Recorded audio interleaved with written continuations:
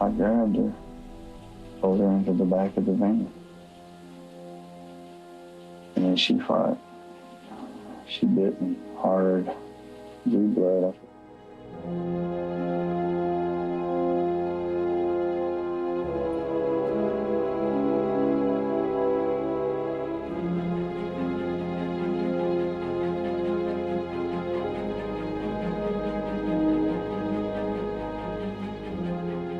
Do you use any kind of tourniquet on her, Tony? I mean, Same thing. What's what? I remember?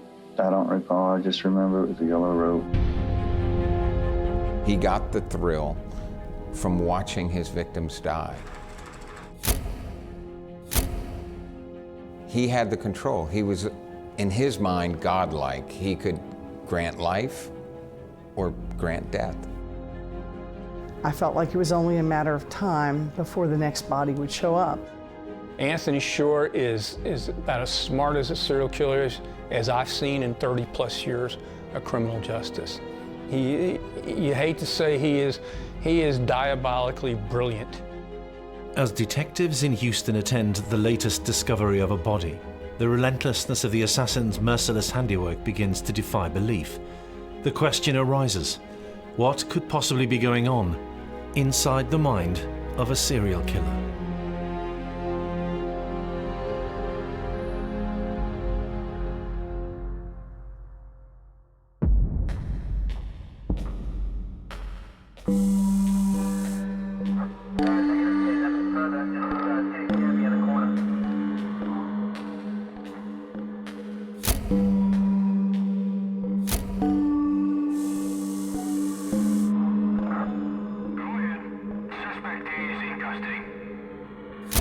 She fought like hell. Serial killers have a desire to kill. They have a thirst to kill.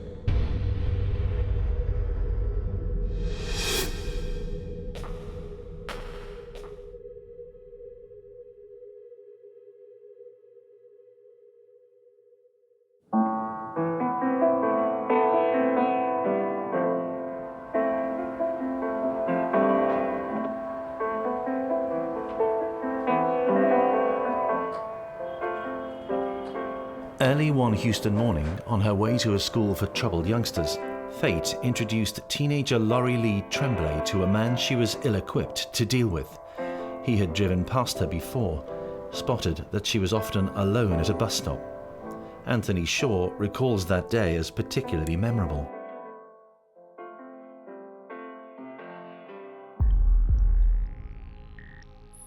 The married father of two was a self-styled guy-next-door ordinary Joe, but he would reveal himself in recordings that we've obtained as a boy who girls would be uncomfortable with, a teenager who groped, and an adult who would kill and kill again.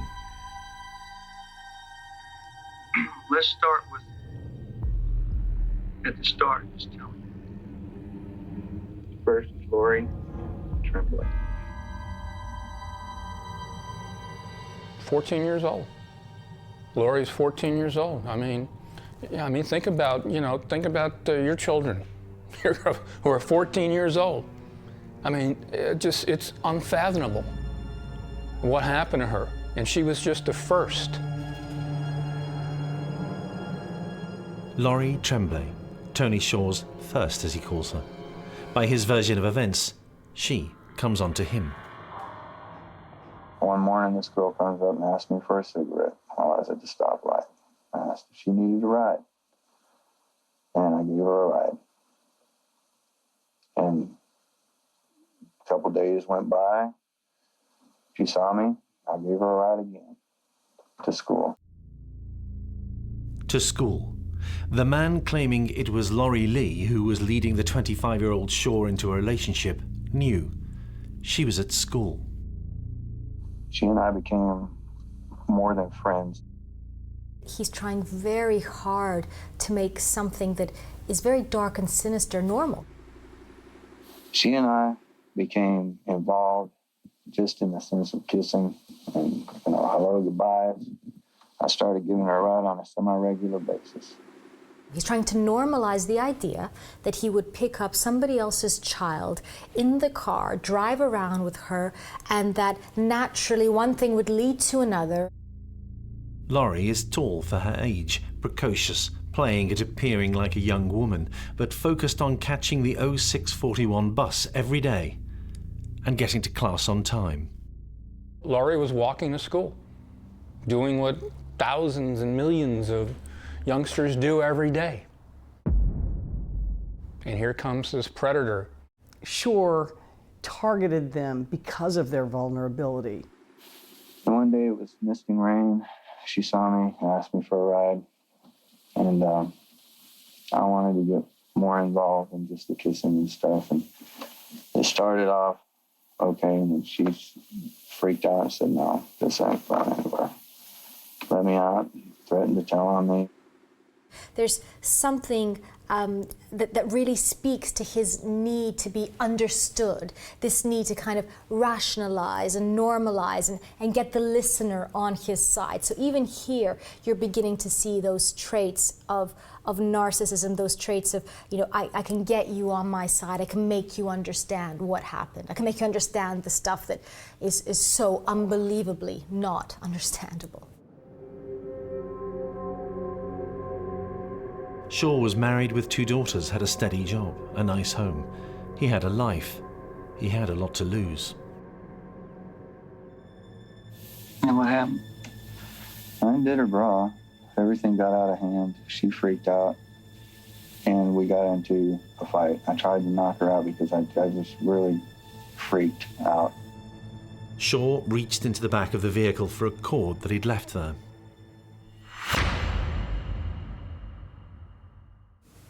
I think the incident with little Laurie Lee really speaks to the premeditation and the boldness of this act. You know, he tries to make it out like, well, the cord just happened to be there. He knew this was something that he wanted to do. He places the cord in the car, ready for use. I took this cotton cord and I tried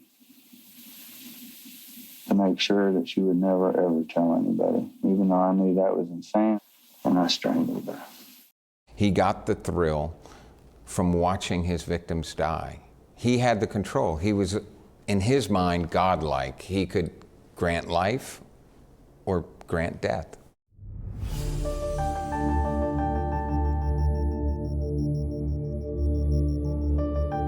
He had not perfected his method of killing yet, but according to homicide hunter Brian Harris, a 21-year Texas detective, part of the Tony Shaw modus operandi had been established. He killed with his bare hands. The most personal way to kill somebody is to strangle them. It was personal and close, and so he was able to watch and literally watch the breath of life come out of that person. Psychologist Dr. Linda Papadopoulos has been investigating the underlying symptoms and causes of Anthony Shaw's behavior. Her analysis is through the prism of his deeds. She's also had the benefit of hearing his story in his own recorded words, unearthed by this program. When you think about the horror of witnessing a death, let alone being the cause of a slow death, you know, most human beings aren't capable of doing that, let alone taking enjoyment out of that, let alone focusing on what it means for them. You know, I kind of had to do it. It's not right. I'm not justifying it. It's hard to talk about. But hearing him say that, you know, this is hard to talk about, makes you think, again, who is he thinking of? This is about him. He's talking about taking the life of a child, and yet it's turned on, oh, this process is difficult for me.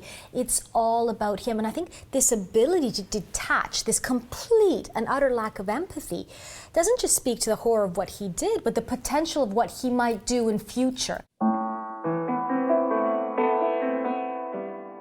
The murder of Laurie Lee Tremble began just before daybreak. It's likely that she'd been snatched, assaulted, and killed in less than an hour. Her killer now had to dispose of the body. He drove to a nearby parking area behind a Mexican restaurant.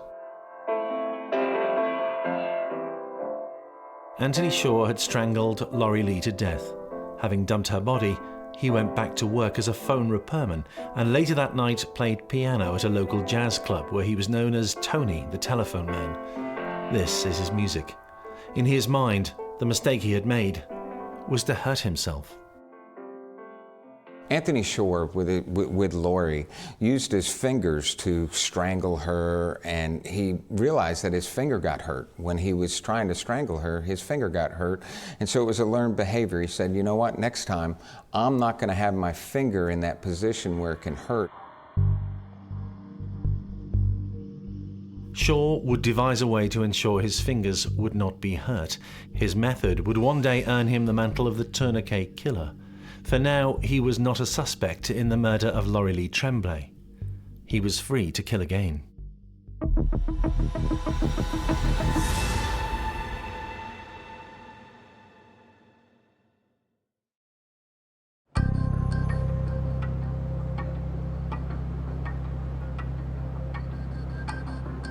In the late 80s, Anthony Shaw was working as a telephone repairman for Southwestern Bell in Houston. Married, he had 2 children and styled himself as Mr. Reliable, good-looking, a good neighbour, good company. But he was deft at deceit.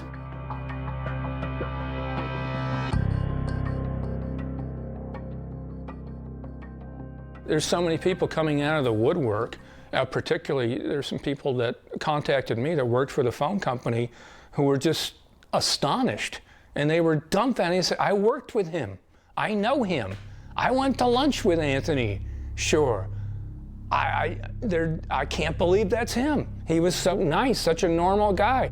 There were large gaps in time where nobody knows what Anthony Shaw was doing. Even his wife didn't know, or his family. That's what makes serial killers so difficult to capture. That's what makes serial killers so difficult to recognize, because they're your next door neighbors, they're your coworkers. One of the things that makes Shaw so dangerous was that he really was the guy next door. And it's that cliche when you find out, you know, the horror, and you hear everyone say, but really, like this is the Tony the telephone guy. Shaw was, I think, a master of lying and secrets and disguises and things that covered his trail.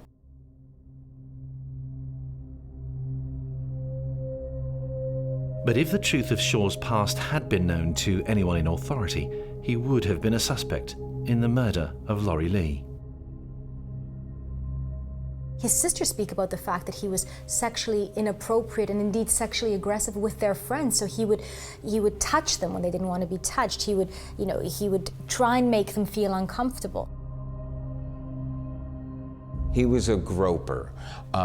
Sometimes it could start off as simple as somebody in an elevator and they like the fact that they can bump up against a stranger and get away with it. Anthony was that kind of person. He would bump up against people, he would grope people and see how he could get away with it. In his mind, there wasn't a woman that was exempt from sexual harassment. If he was in an elevator and he was aroused, he'd sexually harass the woman in the elevator. If he was at home and his sister brought home a friend, he would sexually harass the friend. You know, there was such a sense of entitlement over the way that he saw women. He engaged with them as objects to be used for his sexual satisfaction. Years followed the murder of Laurie Lee Tremble without a breakthrough. In 1992, Shaw's habit was to drive through a part of Houston every day which saw him pass a girl at a bus stop. She was 21-year-old Carmen Maria de Estrada. Some called her Maria, others Carmen. And I ran across this really, I thought, beautiful young lady, and I offered her a ride. And she turned me down. Said she was on my way to work every morning. Out of all the victims, one of the more interesting stories of Anthony Shaw is what he believes was a relationship with Carmen. He describes Carmen as somebody that came to him, that wanted him, that this was a willing relationship. She was going places. She was talking about, yeah, she wanted to go out. In his own mind, Anthony Shaw, for whatever reason, really had an affinity for Carmen. Carmen was his pet. Carmen was his prize. And he liked Carmen, so therefore he didn't refer to her the way he did the other victims. I think what's particularly dangerous about Anthony Shore was the fact that he constructed these narratives in his mind that fed into this fantasy world. So with Carmen, he believes that they're in a real relationship. When Anthony Shore discusses Carmen, he seems to revel in the fact that Carmen wanted him. That this wasn't a case of him having to abduct any kind of woman or force Carmen to be with him. That he had this physical proudness that she came to him. So her need to kind of keep him at bay and say no doesn't really mean no in his mind. In his mind, it means, well, just wait. I really want this, but maybe not now. So any attempt by a young woman to reject him, to put down parameters, is kind of met with complete disregard. She's beautiful, he wants her, well, that's it. He'll have her, even if he needs to completely violate her and potentially even kill her.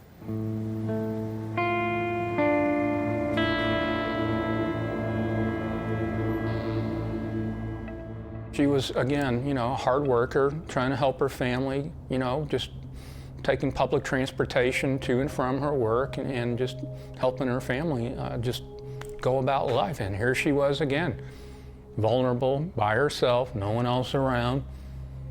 And here comes Anthony Shore again, seizing that opportunity. Shore does not feel Carmen's fear. He understands only his perception of events, consoles himself that this is a romantic liaison.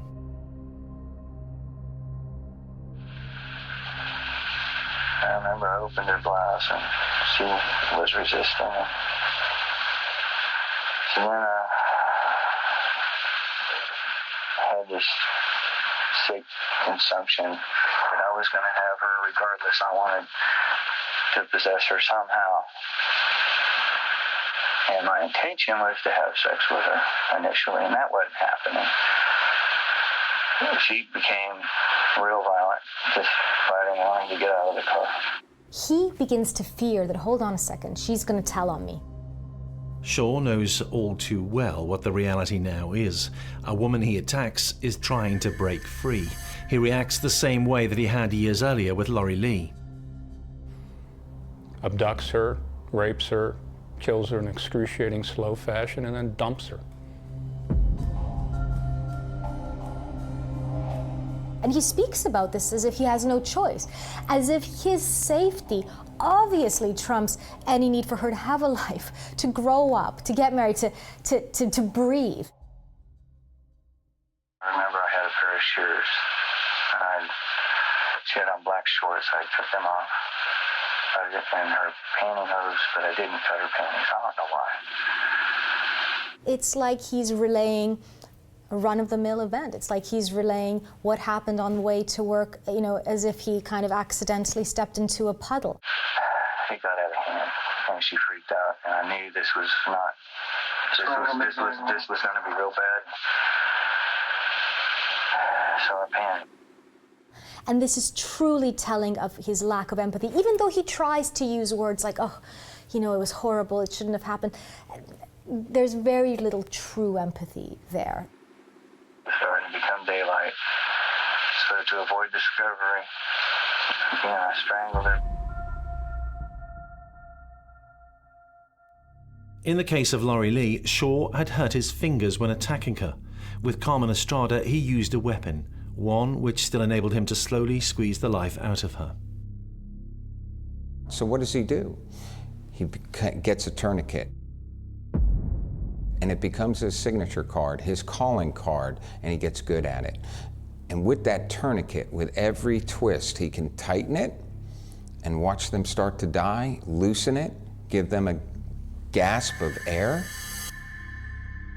The tourniquet takes your fingers off the pulse, literally, but it gave Shore the ability to turn life on and off by controlling the airflow of the victim. And it heightens the anxiety and pain and fear of the suffering victim. Shaw has never been one to avoid the limelight. Some believe his choice of weapon was a means of gaining notoriety. I can't say for sure, but I think in Anthony Shaw's mind, he was probably thinking, what will separate me from other serial killers that no one else has done? Aha, I can strangle my victims to death with a handmade tourniquet, and hence you get branded as the Tourniquet Killer, a name that stuck with him throughout his criminal career. He seemed to take pride, a sick kind of pride in his killing and in his technique with the tourniquet. It worked for him. It was his signature. He's able to really enjoy the killing. He ensures that she dies slowly. He ensures that she dies on his terms. The horror of this is completely lost on him.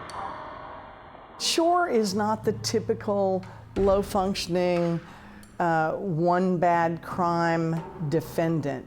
He was a calculated, thinking, predatory killer. The discovery of Carmen Maria de la Estrada's body did yield a piece of evidence which would one day prove crucial in the case against Anthony Shaw. DNA was found underneath her fingernails.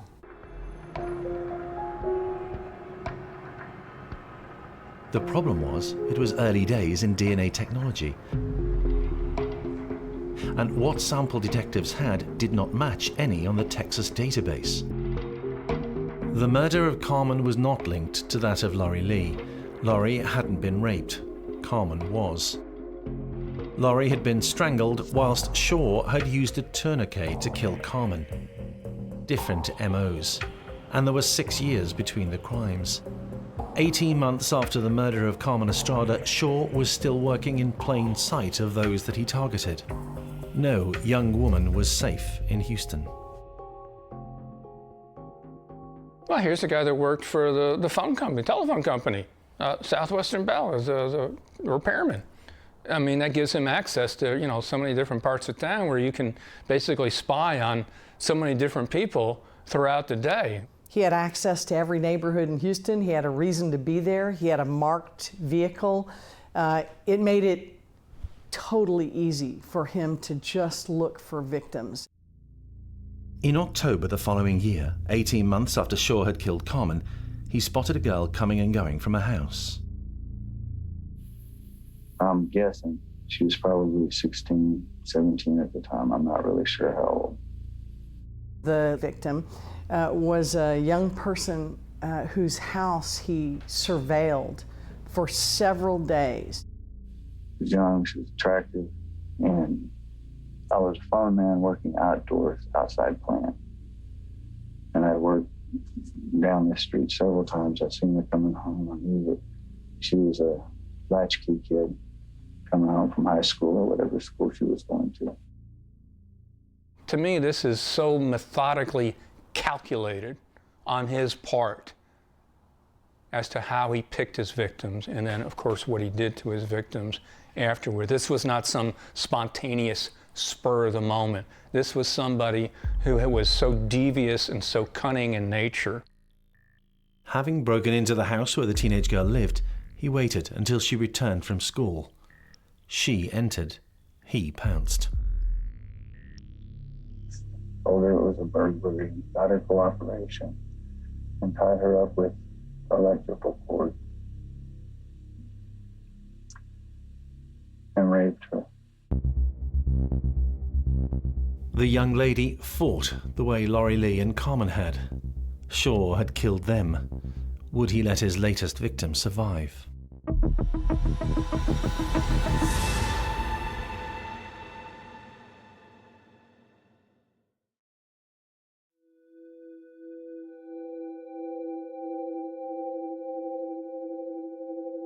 Bound with duct tape, threatened with a knife, the latest victim of Anthony Shaw does not become his third murder victim. As he strangled her, he claims to have realized the wrong that he'd done. Well, and I thought, no, I just can't. I just need to get out of here. And I left. Thank God. But you didn't strangle her at all, or you started to? I started to, and I stopped. He speaks about it in the same way that you'd speak about trying to, I don't know, to quit smoking. It's not a big deal, you know. It's a behavior I'd like to stop, and you know, it's an addiction that'd be really nice if I kind of stopped. Again, this isn't a person. This is a thing to be used, and if I could just use it in a different way, then I'd be better. So there's no sense of the impact this would have had on this young woman. There's no sense of the pathology behind, you know, wrapping her up in duct tape, letting her suffer all that. You know, he sees this as a great win for himself because, hey, I didn't kill this one. He considered it an accomplishment to be able to rape women without murdering them. It was around noon in August, a year after Shaw had raped but not killed a teenage girl, that 9-year-old Diana Rebollar left her home. She was the same age as Shaw's youngest daughter. Diana's errand that day was to fetch sugar for the family to sweeten their homemade watermelon drinks. Her mom simply sent her a block away to go to the store. We're not talking about someone walking, you know, in the dark, after hours. We're talking about the middle of the day in a neighborhood. We're not talking about some isolated area where there's no, this is a populated part of the town. That's pretty brazen. Shaw shows no pity as he recounts events that day, complaining that his victim had shown tenacity in defending herself. She fought like hell. Strangely, she fought like hell. She was sexually tortured and just dumped like the rest of them. Just wouldn't go along with anything. And she was so afraid. You know, someone that can do that to a 9-year-old girl without any care in the world and just leave her out there just to rot. It's about the lowest of the low you could possibly imagine of a life form in this universe. And she fought and fought. And I don't recall what type of cord or strand or piece of wire or something. And I did the same thing. But if you look at Diana, he's got to explain why he chose her. So he talks about being the nice guy, that he always gave her little rides here and there, and that's why she would just hop in with him. Couldn't be farthest from the truth. Her mother didn't raise her that way.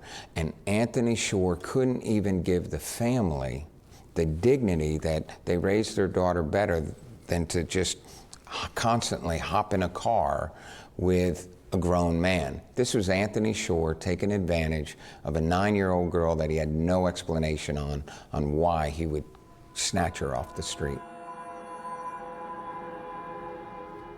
Shaw had now killed 3 times, but was still not a suspect. The murder of Diana Rebollar was a turning point of sorts in the Shaw storyline. Publicly, Houston police did not admit they had a serial killer in their midst, but privately, they did. As a young line prosecutor, I worked in the Special Crimes Division of the Harris County District Attorney's Office, which I now lead. And pre-DNA, 1992 through 1994, when it was very uncommon for it to be tested, there were a series of crimes involving a signature mark, a tourniquet, left on the bodies. And 2 of those cases came across my desk. They were brought by homicide investigators who were working the cases, trying to figure out the whodunit. The police were now looking at those on the registered sex offender list, but Shaw wasn't on that list. In 1995, a girl went missing in Houston. Her name, Dana Sanchez. Last and final case, Dana Sanchez. Middle of the day, minding her own business, not doing anything wrong, not doing anything illegal, just doing what teenage girls do, you know? And again, the one common denominator all 4 of his victims had, besides being young, were they were by themselves. And little did they know that how vulnerable that made them to a sadistic predator like Anthony Shore. I was driving around. I saw this girl I want to say she was wearing white coveralls and a striped shirt underneath. Dana goes to make a phone call. In the days of telephone booths, she's just going to make a phone call. What a perfect victim for Anthony Shore. He's the phone man. He's the guy that's there. And she's outside, and she just wants to get a ride. And she was mad. She had this look that she was angry and upset, and she was at a payphone. She needs a quick ride, and here's somebody that perhaps she's seen in the neighborhood before. She's seen certainly repairman. This guy's doesn't look like much of a threat. I mean, my goodness, he must be at work. So she's very trusting. And that's one thing Anthony Shore made note of, that all the victims were very trusting, and Dana trusted him for a ride. One night I just said, hey, would you like a ride? She says, man, I'm going to see my boyfriend somewhere. I forget where she told me. I said, no problem. And jumped right in. And we went driving. And then we had conversation. As with others he had chosen, Dana was Hispanic in appearance, slight of build. Anthony Shore chose his victims primarily based on their size, of course. All of them were small in stature, thin. I was flirting with her heavily. That time I had really long hair. I thought I looked good. Maybe I just looked like a freak. I don't know. But she was real friendly, you know, talking about, I think she said she was a runaway. If you go and look at someone like Shore, how many countless hours he must have just roamed around. I mean, I can't imagine this being spontaneous. I mean, to me, this is so methodically calculated on his part as to how he picked his victims, and then, of course, what he did to his victims afterward. This was not some spontaneous spur of the moment. In fact, despite his claims, it's all but certain that Dana resisted Shore from the moment that he approached her. She was jokingly, no, I got a boyfriend and this and that. So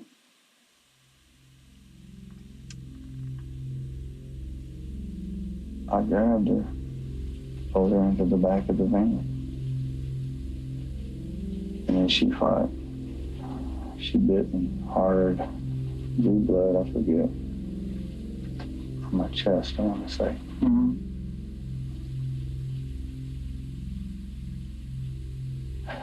So I restrained her, tied her hands.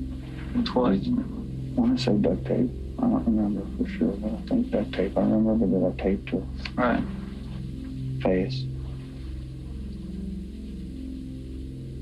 And she was fighting so hard.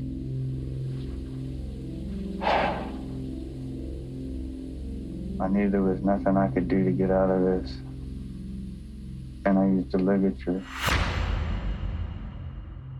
Shore drove to a deserted area nearby and dumped Dana's body in scrubland, his signature tourniquet abandoned by her body.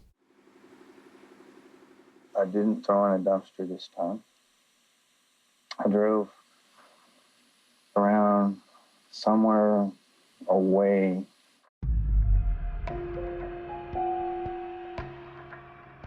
Dana was reported missing by her friends. Days turned into weeks and still no sign of her. Police needed a break, and they got one via a telephone tips hotline. They could not have known it, but it was Anthony Shore himself who made the call.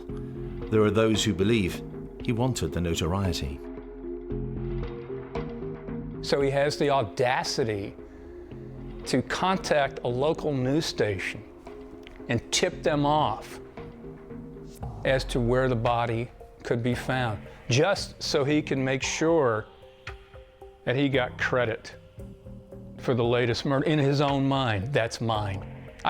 You can actually visualize him at home in front of the television, waiting for the local news to capture the story of what he did, and him just salivating, going, "Yep, that's another one of mine." At the time, there was no match to the DNA found on police records. So you have this great DNA evidence from this body in a field that you can't compare it to anything because there's nothing in the system to compare it to. Around this time, Houston police did arrest Anthony Shaw, 7 months after Sanchez's murder. But he stayed cool. It was a misdemeanor arrest. An undercover officer posing as a prostitute randomly offered Shaw sex for a fee, and he accepted. He was given 3 months unsupervised probation and a $122 fine. No DNA sample was taken. It would take another heinous offense for Houston police to get their man.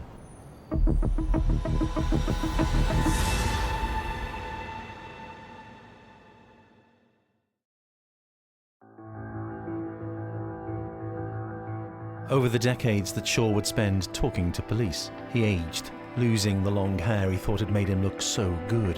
By 1997, Shaw had remarried. His mother and sister looked after his 2 daughters, but his readiness to terrorize women and young girls never left him. All of a sudden, Anthony Shaw does another despicable act when he sexually abuses and assaults his 2 young daughters.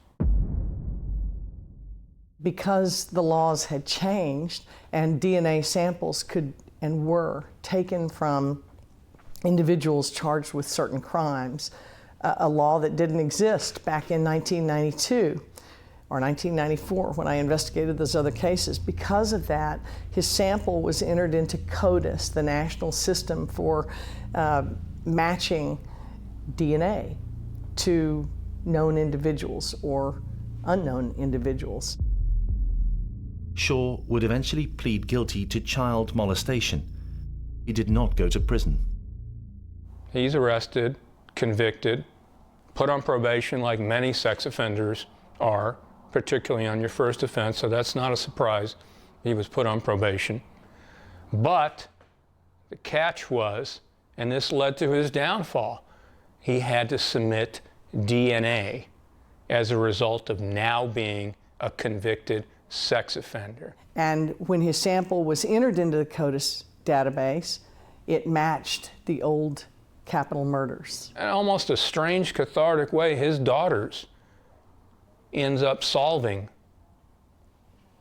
the murders of the 4 young girls, because if he hadn't committed those atrocities, the abuses on his daughter, who knows how long, who knows if it would have ever been solved. It's hard to say.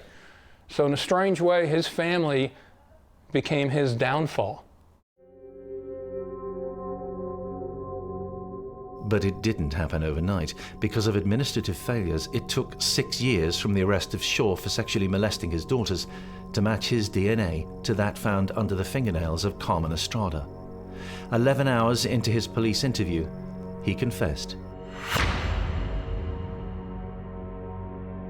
In 2004, now showing the signs of being an older man, Shaw was convicted of capital murder and sentenced to death by lethal injection for his role in the killing of Carmen Maria de la Estrada while in the course of committing aggravated sexual assault.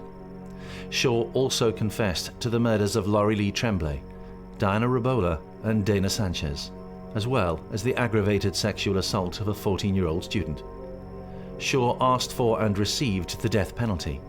Not that his story was even remotely over. He's the only inmate whose case I've reviewed where his own family asked that he be executed. His sister, his children, it says a lot about him.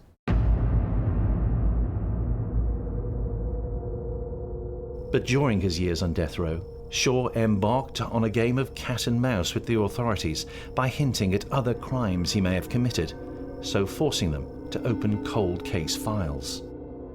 He confessed to a number of alleged rapes that he said he committed on women that he met in social settings or bars where he would slip them Rohypnol, the date rape drug, take them to his van, rape them, sometimes sell them to others, and then deliver them back, supposedly without them knowing what had happened to them.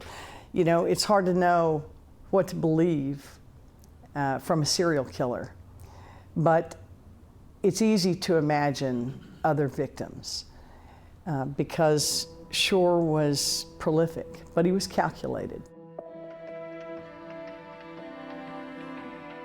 Anthony Shore was still on death row at the beginning of 2018, 14 years after he was sentenced. At the start of the year, his time looked to be up. Kim Ogg is the district attorney who pursued the death sentence in the case of Tony Shore. She's known to be reticent in the use of capital punishment. Well, when the government exercises the greatest power it has, which is to kill a citizen, it always has to be taken with great care. It's the most serious act our government commits. What was it then that made even those slow to see the use of the ultimate state penalty like Kim Ogg to pursue the execution of Anthony Shore? I thought that we would always be in danger from Anthony Shore, and taking a look at his victims in the waiting room with them before the execution. These were broken people, and I think the future dangerousness is that every breath that man took caused those families pain, including his own family, who testified and told the media they wanted him dead. Shore even claimed to have murdered a man for whom another prisoner on death row had already been convicted. His story wasn't true. He claimed other rapes. The seriousness of those claims kept him alive for another 90 days as investigations were launched. And he got a 90-day reprieve in order to look at all the, quote, offenses he was claiming credit to, just to make sure and determine that he indeed didn't commit any further murders and rapes. Finally, Shore's game of claiming crimes to his name to avoid execution ended. He was put to death by lethal injection on January the 18th, 2018. Anthony Shore's the worst of the worst. Serial murderer, torturer, enjoyer of other people's pain and suffering, murderer of little children and women, the kind of guy who we can never be safe enough from. Every time I tell myself, I just kept saying, man, this gotta stop. I'm a sick puppy.